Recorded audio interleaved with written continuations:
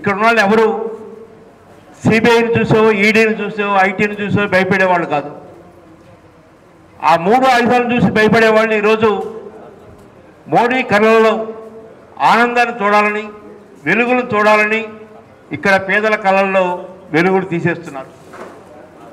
కేవలం ఈ 3 ఆయుధాలకు భయపడి మాత్రమే.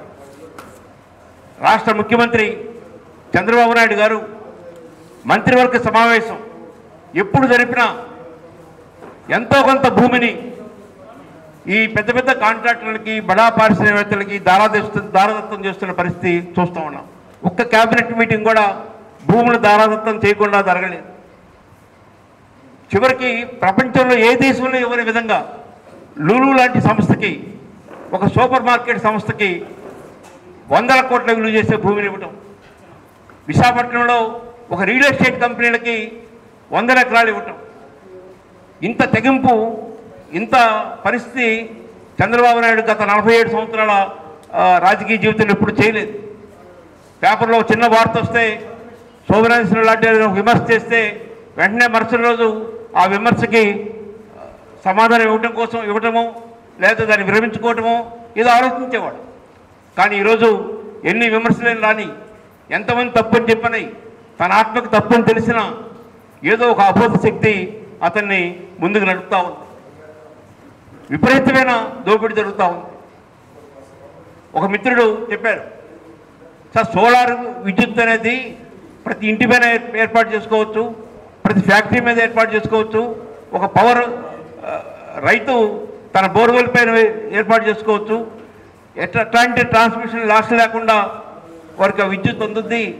కానీ వేలాది ఎకరాలు ఎందుకు తీసుకుంటున్నారంటే ఆయన చెప్పాడంట, మనకేమొస్తుంది, ప్రతి ఇంటి మీద సోలార్ ఎక్విప్మెంట్ పెట్టుకుంటే నాకేమొస్తుంది, ఒక 10,000 ఎకరాలు, 20,000 ఎకరాలు, 30,000 ఎకరాలు ఇస్తే అక్కడ కిక్ బ్యాక్ వస్తుంది.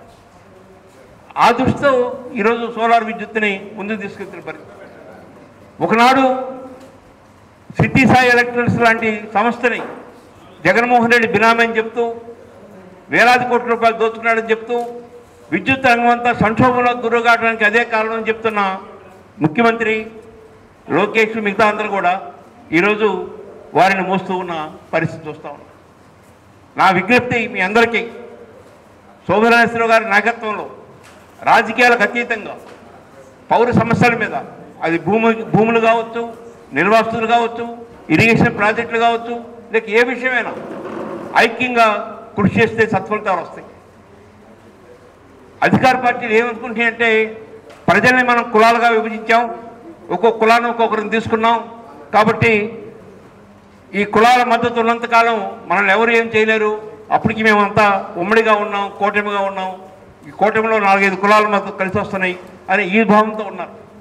కానీ పౌర సమస్యల మీద, రైతుల సమస్యల మీద అందరం ఐక్యంగా కృషి చేయాలని కోరుకుంటూ, దానికి శోభనాశ్వరరావు గారు నాయకత్వం వహించాలని కోరుకుంటూ సెలవు తీసుకుంటాం.